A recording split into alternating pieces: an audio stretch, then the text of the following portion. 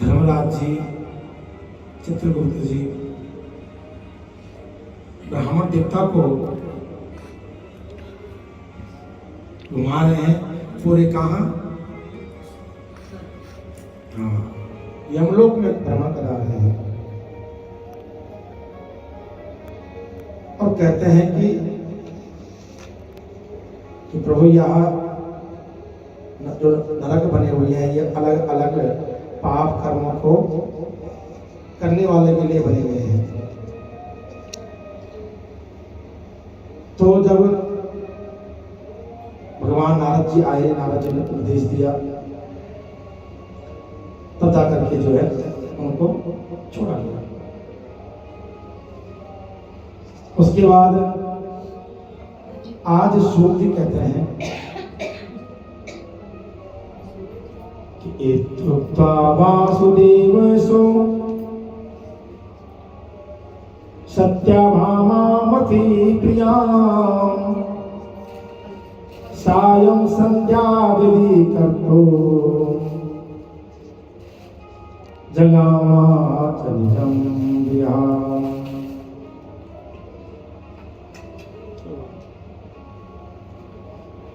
भगवान कृष्ण सत्यभामा को पूरी कार्तिक मास की महिमा बता करके आज संध्याकाल हो गई और संध्याकाल होने के बाद क्या हुआ, वह अपने स्थान में गए संध्या करने के लिए, क्योंकि हर प्राणी का जो है एक दिनचर्या होता है, सुबह शाम पूजा पाठ का। देखो भगवान कृष्ण ने एक दिन में सारी कथा सुनाई है, एक दिन में, और हम लोग एक महीने। मैंने कहा ना कि ब्रह्मा जी का एक दिन और हमारे 100 वर्ष पूरे। ब्रह्मा जी ने हमको एक दिन के लिए सिर्फ भेजा हुआ इस भूतरा पर, जाओ कर्म करके आओ, काम करके आओ कुछ।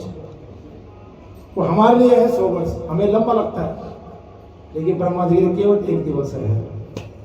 भगवान ने एक दिवस सारी कथा सुनाई है सत्यभामा जी को। भगवान सूत जी कहते हैं कि आज भगवान विष्णु नारायण जी ठाकुर जी संध्या चले गए। कहा कि हे ऋषियों, ऐसा प्रभावशाली और पापों को नष्ट करने वाले कार्तिक मास का जो महात्म्य मैंने तुमसे कहा है, या कार्तिक मास भगवान विष्णु को प्रसन्न करने वाला है और भुक्ति मुक्ति देने वाला है। कहा कि हरि का जागरण, प्रातःकाल स्नान, तुलसी का सेवन, तुलसी का दीपदान। कहा कि ये 5 प्रकार के व्रत हैं और इनमें से भुक्ति मुक्ति देने वाले सभी हैं। स्नान हो गया, जागरण हो गया, एकादशी व्रत हो गया, कार्तिक का नियम हो गया। और कहा कि इसमें एक कार्तिक मास का व्रत कहा कि सभी पापों को, दुख को दूर करने वाले हैं। और जिस भाव से कोई इस व्रत को करे, जिस संकल्प से करे, कहा कि उसके संकल्प अवश्य पूर्ण होता है। एक बार करके जरूर देखिए।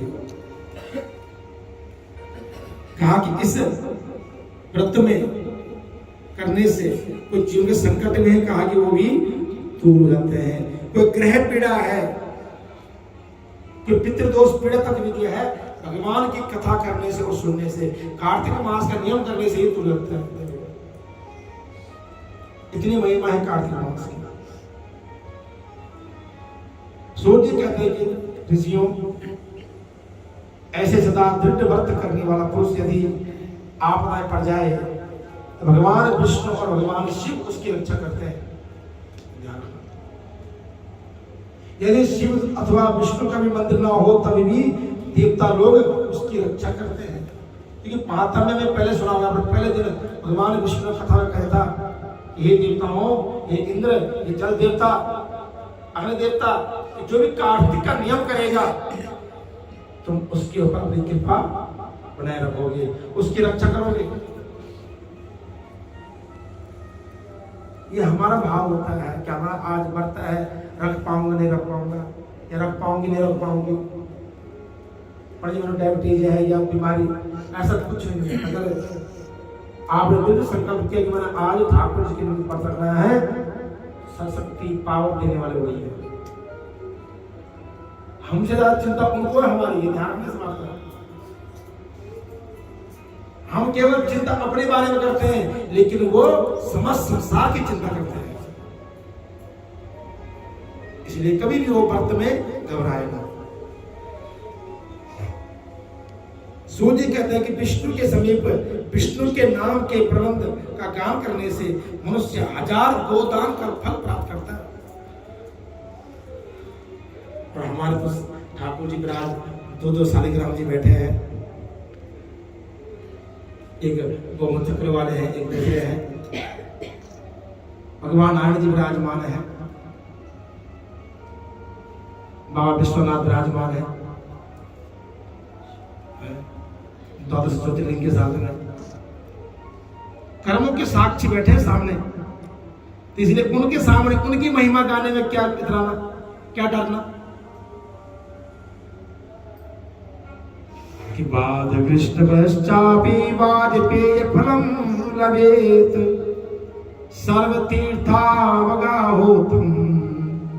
न तर्का फलमाप्नुयात्। और कहा महाराज इतना ही नहीं, जो भगवान के भजन में, भगवान कीर्तन में ढोलकी बजाता हो, बाजा बजाता हो, कहा कि उनको तो वाज के फल का यज्ञ मिलता है, फल मिलता है। इतना बड़ा यज्ञ। इसलिए हमारी बहनों की बड़ी कृपा है। देख ढोलकी बजा के बड़ा सुंदर गायन करते हैं, तो समझना कि जो ढोलकी बजा रहा है उसमें बड़ा पुण्य है। तो कहा कि यदि कार्तिक महीने में ठाकुर के सामने ढोलकी बजाए, गायन करे, वादन करे और बाजा बजाए तो, और स्नान करे, तो कहा कि पूरे कार्तिक का फल से प्राप्त होता है। यदि आपत्ति में पड़ा हुआ मनुष्य कहीं भी जल न पावे अथवा रोगी हो तो विष्णु के जल के माध्यम से वह स्वस्थ हो जाएगा। यदि व्रत में स्थित मनुष्य उद्यापन करने के समर्थ ना हो, अगर बाद किसी ने, कोई बंदा गरीब है, कार्तिक अपर नियम की कथा सुनी है, सुबह जल्दी नहाया है, वो तो अपने हाथ में लेकर जब उद्यापन की विधि आएगी, अब कल परसों 2 दिन उद्यापन की विधि है, तुलसी विवाह हो गया, मंडप सजाना हो गया, ठाकुर की पूजन हो गया, लास्ट दिन पूजन, दीपदान, हवन, ब्राह्मण भोजन, गोदान सब लिखा गया। कैसे करें महाराज? तो कहा कि उसको पूर्ण करने के लिए एक छोटी सी विधि है। क्या है? कि आप गतो यदा भावो न लभे कुत्र चिन्ना ब्राह्मण भोजन ये पश्चात व्रत संपूर्ण जिसके पास कोई सामग्री ना हो, कोई व्यवस्था ना हो, वो केवल ब्राह्मण को बुला करके ब्राह्मण को भोजन करवा ले, उतने में ही तुम्हारे कार्तिक व्रत का पूर्ण फल मिल जाएगा। बोले भक्त वत्सल भगवान की। देख लो कितनी बड़ी कृपा की ठाकुर जी हमारे ऊपर। लेकिन ये उसके लिए जो निर्धन है, असहाय है,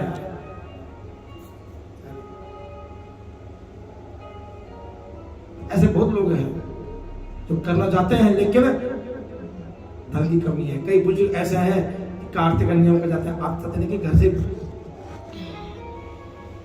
कोई लाने वाला नहीं है। पिछली बार एक माता जी बसंत में ही 8 साल, उनकी बड़ी इच्छा होती कार्तिक में आओ मैं, लेकिन एक दिन कहा कि मैं एक दिन कोशिश की खुद चलो, कुत्ते पीछे पड़ गए, जब दोबारा मेरा आना ही नहीं हुआ। अब जब भी आप यूट्यूब में डाल दो कथा तो मैं जरूर सुनती हूँ घर बैठे। कहा कि ब्राह्मणों से मुखमासित, ब्राह्मण का मुख ईश्वर का मुख है। ऐसा तो हम लोग घर में भी पढ़ लेंगे, कोई आम बात है, हिंदी पढ़ने 2 मिनट पढ़ लो, लेकिन एक ब्राह्मण के मुख से सुनना, एक गुरु के मुख से सुनना, कथा का फल अलग है। वक्ता और श्रोता क्यों कहा है? किसी का पिता, किसी की माँ, चाहे प्रिंसिपल क्यों ना हो, खुद का स्कूल क्यों ना हो, लेकिन बच्चे को फिर भी गुरुकुल जाना ही पड़ता है। थोड़ा आगे हो जाओ।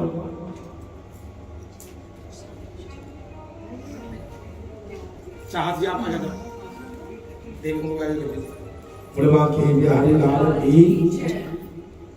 इसलिए कहीं पर कोई कमी रह जाए जो आपसे ना हो पाए तो भैया पूर्णिमा से दिन एक पंडित को पकड़ लेना, जबरदस्ती पंडित चलो घर में भोजन करने आ जाए और बढ़िया से खीर मालपुआ जो भी खाना है खिलाइए, क्योंकि और अगर पंडित जी पूछ सकते हो किसके जाओगे मैं तो बाहर नहीं ब्राह्मण मिलेंगे तो नहीं मिलेंगे आपको ब्राह्मण पूर्णिमा से ब्राह्मण भी हो जाएंगे, पर ये जल्दी नहीं करना, थोड़ा आराम से जब ब्राह्मण की व्यवस्था हो, जब ब्राह्मण आपको समय दे तब आप खिलाइए, जब आप समय दो उसको तब नहीं उचित बनता है। ध्यान में सुना बसंत में हमारे एक प्रेमी है, ब्राह्मण परिवार है और संत के बड़े प्राण सेवक है, सदा आपसे भी जानते हैं उनको, हम विक्की भैया कहते हैं, विक्की ऐरी जी ये गली में रहते हैं। तो कई उनके माता जी पीछे साल पूरे हुए तो प्रत्येक महीने रोटी खिलाते हैं, कहा आना भी आप नहीं है, लेकिन कहा कि कभी आज तक उन्होंने जो समय नहीं पड़े आवश्यक है माना जो समय आप निर्धारित करोगे मेरी औकात नहीं कि मैं आपको समय दे सकूं। ब्राह्मण कुछ कोटि के उनके दादाजी जो है पंजाब के माया पंडित थे, कभी विद्वान में नाम था उनका, अब ये जनरेशन नहीं कर रही पंडाई उन्होंने छोड़ दिया, लेकिन वो साफ कहते हैं कि नहीं आज जाओगे उनके घर में ऊपर एक कुटिया अलग बनी कमरा, उसका रोज सफाई होती है, चादर चेंज होती है, केवल गुरु जी के लिए। जब गुरु जी आते हैं घर द्वार सिगे से वहां पे सलाम करते हैं, लेकिन कभी आज तक उन्होंने कभी समय नहीं मांगा, जब भी कहा कि जब आप समय दोगे मैं उस टाइम आपको मिलूंगा अवेलेबल, और जब मैं जाता हूं हमेशा गेट के बाहर खड़े होते हैं।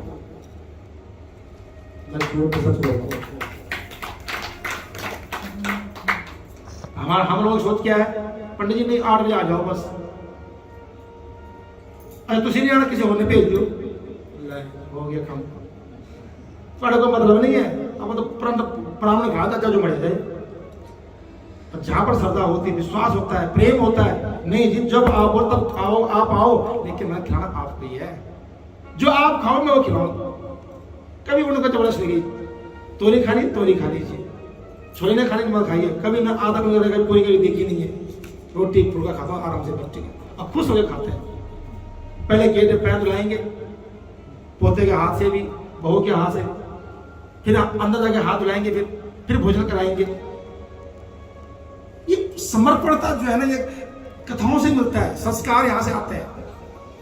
हम अपनी मर्जी थोपते ब्राह्मण पे, लेकिन ब्राह्मण की मर्जी से खिलाओगे तो खुद खाएगा, और खिलाओ हुआ ब्राह्मण को जो ब्राह्मण खुशी से खाए, चाहे एक चम्मच खा ले, लेकिन उसमें संतोष नहीं है। गोली कितने खाते हैं, छोटी सी खाते हैं, लेकिन इलाज उसका बहुत बड़ा है। ब्राह्मण अगर जूठा मुंह कर दिया आप घर में तो समझना आपके पुण्य पूरे हो चुके हैं। नहीं पंडित जी अभी तो दो ही पूरी खाई है, सबसे औखा वो लगता है जब ब्राह्मण खा रहा हो जजमान सिर पे खड़ा हो, सेवक सिर पे खड़ाते हो, रोज लेके आप बैठा हो साइड में, थोड़ा सा ब्राह्मण आराम से खाए। अब खुद आप महसूस करो ना कि आप भोजन परोसो, आपको आपकी देवी जी भी कोई हो खाओ, ऐसे मैंने खाओ जी, मैंने पूरी खाओ अभी, छोले तो ऐसे पड़े अभी, खीर ऐसी पड़ी है, तुझे कहना वीर जी तुझे पैक कर दो मैं करे खा लूंगा, इसे नहीं खा सकता। मेरा विवाह हुआ था 2013 में, तो किसी ने बुलाया घर भोजन करने के लिए, होता ही नहीं शादी में, बड़े सारे घरे भोजन करने आ जाओ, तो बड़े प्रेमी हमारे पंजाब के ही है, अगर नगर रहते हैं, तो मैं चला गया, मैं ठीक है आ जाते भोजन करने आ जाए, वो लेने गए गाड़ी लेकर गए, उस टाइम मैं शिवपुरी में था, भोजन करने आया, लेकिन उनकी बहू उनके ससुर जी बैठ गए कि नहीं भोजन करो आप, बड़ा धन्य भाग हमारे कि ब्राह्मण और ब्राह्मण हमारे घर में आई। देवी जी ने ओखसों का आधा पूरा खाया, लेकिन तब से कसम खाई आगे आप मुझे कहीं बोलोगे तो पेपर तैयार रखना सन करने के लिए। राधे राधे, सीधी सी बात है भैया। और वो दिन था, आज के दिन देख लो, आप पूछ लो 7 साल में यहाँ भी हो गया 8 साल, कोई बोल दे कि पंडित जी हमारे घर में भोजन करने आए, हाँ कहाँ पे बात, किसी बर्थडे पार्टी है, कोई ऐसा फंक्शन है, ऐसे प्रेम में जाना चले जाएंगे, लेकिन ये भोजन करके बोलोगे तो नहीं भैया, सीधी सी बात है। हाँ घर में लाइए, सम्मान है उस भोजन का, हम खा लेंगे क्योंकि हमारा कर्म है, ब्राह्मण है, ब्राह्मण पत्नी है, वो बड़ा खराब लगता है। तो कभी भी हो तो ब्राह्मण में अपनी मर्जी मत होइए, ब्राह्मण की मर्जी से खिलाइए, जरूर खाएंगे। तो पूर्णमासी के दिन जो है आप कोशिश करें कि आसपास कोई ब्राह्मण हो तो उनको जरूर बुलाइएगा और अपने घर को भोजन जरूर करवाइए उनको, चाहे जितना भी खाते हैं, रोटी खाते जो भी खाते खिलाइए, तो आपके कार्तिक मास का व्रत का फल पूर्ण रूप से मिल जाएगा। कहा कि पृथ्वी ब्राह्मण अव्यक्त रूप से भगवान के स्वरूप है, इसलिए ब्राह्मण के संतुष्ट होने से भगवान सदा संतुष्ट होते हैं कि अव्यक्तारूपिणो विष्णु स्वरूपो ब्रह्मणो भुवि तत्संतुष्टा संतुष्टा सर्वदा श्यान संशय। कहा कि ब्राह्मण अगर संतुष्ट हो गया तो मैं भी संतुष्ट हो गया, भगवान विष्णु का। और कहा कि यदि दीप दान करने में असमर्थ हो, कई लोग ऐसे हैं जिनके पास घी के लाने की व्यवस्था नहीं है, जोत की व्यवस्था नहीं है, तो क्या करें महाराज? कहा किसी का दीपक जल रहा हो और अगर वो बुझने के कगार पे हो तो उस दीप की रक्षा कर ले, किसी के दीपक से दीपक जला ले या उस दीपक को पर्दा कर ले ताकि हवा से बुझे ना, है ना। यदि तुलसी पूजन करने का अवसर ना मिले तो क्या करें महाराज? वैष्णव ब्राह्मण का पूजन कर लें। अब तो से कहना पंडित जी पूजा कितना होती है पंडित जी? तो पंडित जी मिल जाए, पंडित जी 2 मिनट रुक जाओ तो पूजा कर ली, बस गाड़ी पूजा कर रही है। ब्राह्मण की पूजा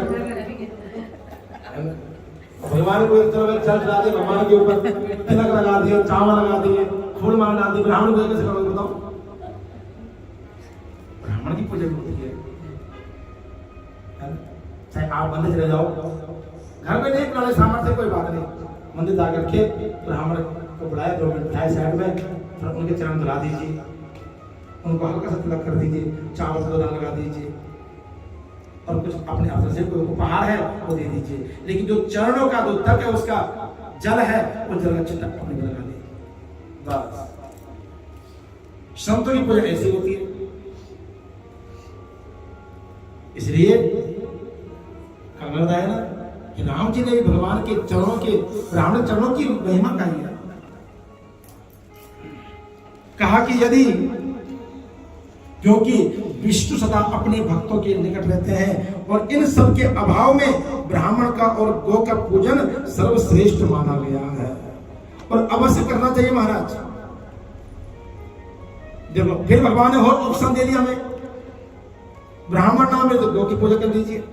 गौ माता तो कुछ नहीं बोलेगी, पंडित जी को क्या बात दक्षा देनी पड़ जाए, गौ माता तो दक्षा नहीं मांगी, वो ये भी नहीं बोलेगी रोटी ताजी की बासी है। हम लोग एक चीज देखिए, हमारे लोगों का ना एक कॉमन सा है, घर में रोटी बासी रख लो, कल का आएगी गाय खिला देंगे, सबके घर में देखा लगा बोल मैंने, लेकिन नहीं है। जब बासी रोटी हम नहीं खा सकते हैं तो वो मेरी गौ माता कैसे खा लेगी? और डंगरों को पाल लीजिए, भैंसों को पाल लीजिए, किसी और को पाल लीजिए, कि जो गो पूजनीय है हमारी, जिसको हमारे देवता ही पूजते हैं, हमारे भगवान पूजते हैं, जिसके लिए ठाकुर ने अवतार लिया है, उस गो को हम बासी रोटी, बच्चे ने छोड़ दी रोटी, मैंने डस्टबिन ना पाई हो उत्तर रख दे, कल गो आएगी गो। कई लोगों से सुनते हैं हम लोग, कभी ना। अगर आप सही मायने में गो हितैषी है, गो पूजन करने वाले हैं, तो घर की पहली रोटी 2 रोटी गो माता के लिए बना दीजिए। क्या चाहता 2 रोटी में, लेकिन हम क्या करते हैं, जो बचा कुचा तो लास्ट में वो जाता है गौ माता के लिए। बोलो राधे राधे। कौन करता है ऐसे बताओ? करता क्या? करना भी नहीं, आज के भूल से भी नहीं करना, मत दीजिए, कोई बात नहीं खिलाओगे तो कोई पाप नहीं लगेगा, लेकिन अगर ऐसा खिलाओगे तो वो आप पुण्य जगह बहुत पाप कमाओगे। जूठा तो देना चाहिए किसी को भी, जैसे चाहे वो डंगर है क्यों ना हो, डंगर ही बोलते हैं यहाँ पंजाब में। वाह जी, बोल बांकी बिहारी लाल की जय। अरे मैं कहा दिमाग साहब खा चुके। अगर गौ माता भी ना मिले तो क्या करें फिर? अब बताओ, अब पंडित भगवान की पूजा ना कर पाए वो भी ऑप्शन दी, ब्राह्मण की पूजा कर लीजिए। ब्राह्मण की पूजा के ऑप्शन दे दिया, तो कहा अगर वो भी ना मिल पाए तो गौ की पूजा कर लीजिए, वो कुछ नहीं बोलेगी, आपको जो खिलाओगे जो लगे ठीक है। अगर गौ माता की पूजा भी ना हो सके तो क्या करोगे महाराज? जाओ अब सुन लीजिए। कि अभावे तुलसी नाम सा वैष्णवम पूजिये द्विजम यस्मासन तो विष्णु स्तंभस्मेव सर्वदा। भगवान सूर्य कहते हैं कि ऋषियों, अगर गौ माता ना मिले, ब्राह्मण ना मिले, देव स्थान में पूजा करने न संभव हो सके, क्या करें? पीपल और बड़ की पूजा कर लें। कंजका पूजा ठीक है, लेकिन वो अलग पर्व है। कार्तिक के महीने में तुलसी में और विष्णु का पूजन महत्व है, और पीपल क्या है? विष्णु। अब बड़ बोलो, भगवान शिव है, ठीक है, और ब्रह्मा जी है पलाश। पलाश का पेड़ जो आता है वो ब्रह्मा का है। बट वृक्ष भगवान शिव है। और सबसे लंबी आयु किसकी है? बट और पीपल की, दोनों लगभग होते हैं। सबसे लंबी आयु है। तो कहा कि अगर कोई ना मिले तो इन वृक्षों की पूजा कर लीजिए। वो कुछ नहीं बोलते, ये तो अपने से हिलते भी नहीं है, मारते भी नहीं, कुछ नहीं करते। कोई पुराना सामान चला रहा है, कोई फटा फोटो चला रहा है। वहाँ देखो जो प्लॉट है, इसमें क्या क्या कुछ हमने देखने बंद कर दिया। बोलो राधे राधे। ठीक है ना? तो कहने का भाव यह है कि भगवान कहते हैं कि प्रभु इन पूजा कर लीजिए। सूत ऋषि लोग कहते हैं महाराज, कथम तया सस्तावटो गो ब्राह्मण सको कृतम सर्वेभ्यो तरो व्यस्तो कस्मा उच्चतरो शशो। महाराज, ब्राह्मण तो ठीक है, गौ माता ठीक है, लेकिन आपने पेड़ों की पूजा बताई है। ये कार्तिक उद्यापन में पेड़ों का क्या काम है? और ये विष्णु और रुद्र कैसे बन गए? मुझे विशेष बताइए क्या महिमा है? तब श्रुति कहते हैं ऋषियों, सुनिए, कि पार्वती शिवयो देवा श्रुतम कुर्वतो किलः अग्निरे ब्राह्मण रूपेण कतस्वाभिकृत पुरः। सूत जी कहते हैं एक समय भगवान शिव और मां पार्वती कैलाश में विराजमान है, और वह अपनी क्रीड़ा में अपने मस्त है, आनंद है। लेकिन जहां पर पति पत्नी एकाग्र भाव रहना चाहिए, एकांत रहना चाहिए, लेकिन वहां पर देवताओं ने क्या किया? हस्तक्षेप कर दिया। तो ये कथा शिव पुराण की भी है। शिव पुराण में अलग वर्णन दिया हुआ है। वहां पर एक कहा था कि एक पक्षी के रूप में जो है ना, इंद्र को भेजा गया था, अग्नि को भेजा गया था। तुम जाके देखो कि भगवान शिव और पार्वती माँ क्या कर रहे हैं। क्योंकि एक राक्षस का वध करना था, लेकिन वो राक्षस था त्रिपुरासुर, लेकिन उसको वरदान था कि ये शिव अंश द्वारा मारा जाएगा। सभी देवताओं कहने पर भगवान शिव का विवाह कराया पार्वती मैया से, और विवाह होने के बाद संतान भी बहुत टाइम हो गया था। तो देवताओं को चिंता हुई थी, भैया आप जाके देखो जरा क्या कर रहे हैं। तो माँ, जब उनका शंभु का समय ऐसा हुआ था, तो माँ पार्वती को क्रोध आ गया, क्योंकि नजर पड़ गई अग्नि के, वो पक्षी के रूप में आया था। और भगवान शिव ने जो अपना दिव्य तेज पुंज था, तो वो उसको छोड़ा था। वो फिर आगे गया, जल में उसे छलांग लगाई, जल उबल लग गया, फिर तालाब में गया, तालाब से उबलता हुआ फिर समुद्र में गया। वहां 6 कृतिकाएं आई, फिर वो स्नान किया। तो भगवान शिव का दिव्य तेज था, वो उन 6 कृतिकाओं के गर्भ में गया, और उन 6 कृतिकाओं के गर्भ में जाने से वो कृतिकाएं गर्भवती हो गई थी। कुंवारी थी तब वो, उन्होंने देखा हम गर्भवती हो गई। कुछ टाइम बाद उन्होंने अपने गर्भ को जो है, जब पैदा हुए तो उन्होंने जंगल में छोड़ दिया। और वो अलग अलग थे, किसी का मुख था लेकिन हाथ था, किसी का मुख था तो पैर थे। इस भाव से और उसके बाद जब जगह फेंक दिया तो वहां पर एक स्त्री थी जिसने उनको आपस में जोड़ा और उनके 6 मुख वाले भगवान बने। कौन? कीर्ति जी। हाँ, कार्तिक जी जो वहां से जो है जन्म थे। एक कथा तो वो आती है शिव पुराण में, मैंने आपको छोड़ में समझाया, लेकिन यहाँ पर इन्होंने दूसरी कथा दे दी है कि वहां पर जो है देवताओं ने जो है ब्राह्मण का रूप बना करके गए और उनके भोग विलास में जो है विघ्न बाधाएं डाली। और जब भोग के सुख में विघ्न होने से क्या हुआ, मां भगवती को क्रोध आ गया।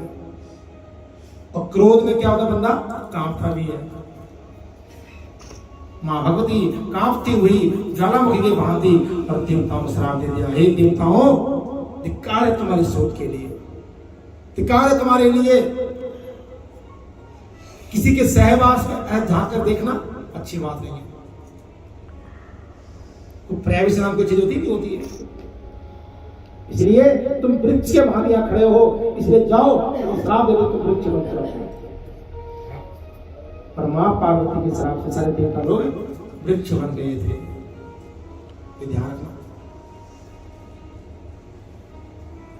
और उस दिन से भगवान सूत जी कहते हैं कि उस दिन से जो है सभी देवता जो है वृक्ष बन के अब निकल पड़े हैं। मां पार्वती के श्राप से जो है भगवान विष्णु पीपल के पेड़ बने, भगवान महादेव बट वृक्ष बने और ब्रह्मा जी पलाश के पेड़ बने और देवता अलग अलग पेड़ों में वास करते। इसलिए हमारे सनातन में लोग कहते हैं ना कि सनातन तो पेड़ों को पूजते हैं, पत्थरों को भी पूजते हैं। भैया हमारा भगवान तो हर कण कण में है, कहां नहीं है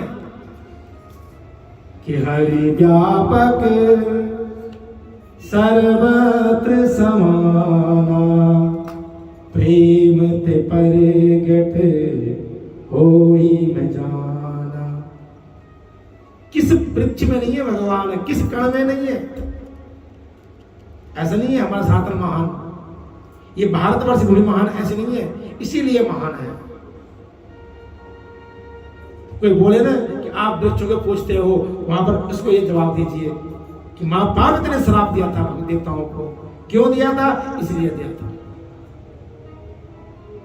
तुलसी कैसी बनी, आंवला कैसा बना, किस वृक्ष की महिमा कैसी है, वो कार्तिक की महिमा से लगता है। लेकिन हमारे पास जवाब ही नहीं है। एक कान से सुनी, दूसरे कान से राधे राधे। अब एक कथा मैंने कल 4-5 साल से सुना रहा हूँ। कुछ लोग तो नए आए हैं इस बार, बसंत वाले वाले सब नए आए हैं इस बार, है ना। तुझे तो हर बार आंधी हो, लेकिन याद रखिए कुछ चीजें ना कि जरूरी हमारे जीवन में जो कई बार काम आती यूज होती है, वो चीजें याद जरूर रखो। एक बार ऐसा हुआ ना, कोई संत किसी कुमार ने बड़ी सुंदर मूर्ति बनाई, सुना हुआ आपने बताया। लेकिन जब कोई लेने वाला आया तो कहा भैया ये मूर्ति कैसी थी, क्या इसका प्राइस है। तो कुमार ने कह दिया कि एक मूर्ति 500 रुपये की और एक 5000 रुपये की। लेने वाले की आंख खुले खुले रह गई। ये दोनों मूर्ति समान है, एक जैसे कलर कर रखा है, एक जैसे सब कुछ है, लेकिन इतना भेदभाव क्यों भैया? तुमने सिर्फ एक जीरो बढ़ा दिया इसमें। कहा भैया अगर तुम पहचान जाओगे तुम्हारी मूर्ति फ्री है, 500 कौन है और 5000 कौन है। एक आया, दूसरा आया, चौथा आया, धीरे धीरे भीड़ इकट्ठी हो गई, लेकिन कोई भेद बना नहीं पाया कि 500 रुपये कौन है और 5000 रुपये की कौन है। इतने में वहां से एक संत निकल रहे थे, तो उन्होंने रोका महाराज आप संत हैं और संत बड़े उच्च कोटि के लग रहे हैं, आप ही बताओ जरा इन मूर्ति भेद क्या है। संत कहते कौन सी बड़ी बात है, किसी को पहचानना वाले कोई बड़ी बात नहीं है। तो उन्होंने एक घास का तिरना लिया और एक मूर्ति कान में डाला तो वो आर पार हो गई, और दूसरी मूर्ति कान में डाला तो वो आर पार नहीं, वो अंतर पट गई है। कहा जो आर पार हुई है 500 रुपए की है, और जो अंतर पट गई है वो 5000 रुपए की है। भगवान के बिहारी लाल की। अब वो आपने निर्णय करना है कि आपको 500 वाली मूर्ति बनना है या हम भी कोई मूर्ति है। हमारा कुम्हार कौन है? ठाकुर जी है जो हमें बनाया, ठीक है ना। अब हमें अपनी कीमत लगानी भैया, हम अनमोल है या बेमोल है। कितनी कीमत है हमारे जीवन की, हमारे ज्ञान की। तो भगवान की कथा सुनने के बाद, अध्ययन करने के बाद अगर वो हमें याद न रहे तो फायदा क्या है? आम प्राणियों में हम में फर्क क्या है? तब तो वही बढ़िया जो घर में सो रखे समय हमें नींद पूरी कर रहे हैं, हम नींद खराब भी कर रहे हैं अपनी। सुबह सुबह ताली बजा रहे हैं पंडित जी, ठंडे पानी नहाने पड़ रहा कई बार है। अब तो लोग गर्म पानी शुरू हो गया कि नहीं हुआ? पंडित जी ठंडे से ना ठंडे पानी नहा रहा तो गर्म पानी नहा रहा है ना। ठंडे पानी स्वस्थता ज्यादा रहती है, गर्म पानी जो है शरीर को खराब करता है। वैसे भी ताजा पानी ले लो, मोटर वाला पानी ले लो, सोचेगा एक्स्ट्रा। तो कहा कि इतना कष्ट सहने के बाद भी कथा भी याद ना रहे, और जो खास करके जो हमारे तुलसी की उत्पत्ति कैसे हुई, पीपल क्यों है, कई लोग पता नहीं पीपल में क्या है, वो नहीं है। बस देखा देखिए कि दीप जला दो जी, चला दे दीप, परिक्रमा कर लो जी, सूत बांध लो, बांध दिया सूत, लेकिन पता नहीं है उसको। इसलिए ध्यान रखें कि अपने साधन के बारे में थोड़ा बहुत नॉलेज हमको होनी चाहिए, बहुत जरूरी है। कोई भी आपका उपहास नहीं करेगा जब आपको नॉलेज होगी। तो नॉलेज नहीं होगी वहां पर आप हाँ पे हाई भरोगे, कुछ नहीं कर पाओगे। अभी देखो ना, चाहे वो कुरान वाला बंदा हो, चाहे क्रिश्चियन बंदा हो, कोई भी हो, उनको अपने बारे में नॉलेज होती है। ऐसा नहीं, ऐसा हुआ, ऐसा हुआ, ऐसा हुआ। हमारे लोगों को एक शब्द है, आई डोंट नो, हो गया जय राम जी की। आगे बच्चे देख लो आप, इतना अच्छे पढ़े लिखे विद्वान हैं, मैंने बड़े बड़े बच्चे भी देखे हैं, लेकिन उनको हमारे साथ के बारे में पता ही नहीं है। गणेश जी कौन है, गणपति, अच्छा गणेश जी वो है, अच्छा जैसे सूंड वाले, हे भगवान। पीछे किसी देकर सावन के मैंने किसी पूजा कराई, मैंने यहाँ सराब नगर में, तो डीएमसी में मेडिकल डॉक्टर है वो, मैं गणेश के ध्यान करो जी। अच्छा गणेश जी पंडित जी वो है ना जिन्होंने सूंड है, तो इसे की बना है सुपारी में? मैंने सुपारी में भगवान का वरदान दिया हुआ है कि जिस रूप में इसको पूजोगे उसी रूप में इसकी प्रतिष्ठा हो जाएगी। जैसे कण कण में क्या है? परमात्मा है। हमारे हर मूर्ति पत्थर की बनती है, लेकिन जब उसे प्राण मिल जाते तो पत्थर नहीं, वो भगवान बन जाते हैं। ऐसी सुपारी भी, मगर आप पता है आपको कि गणेश जी की तो पत्नी है। उनको पूछा मैंने डॉक्टर के साहब को, कहते नहीं जी मुझे नहीं पता। अपने मम्मी को पूछो, मम्मी वकील है, मम्मी को नॉलेज थी, है बाणिया परिवार है। कई लोग ऐसे हैं।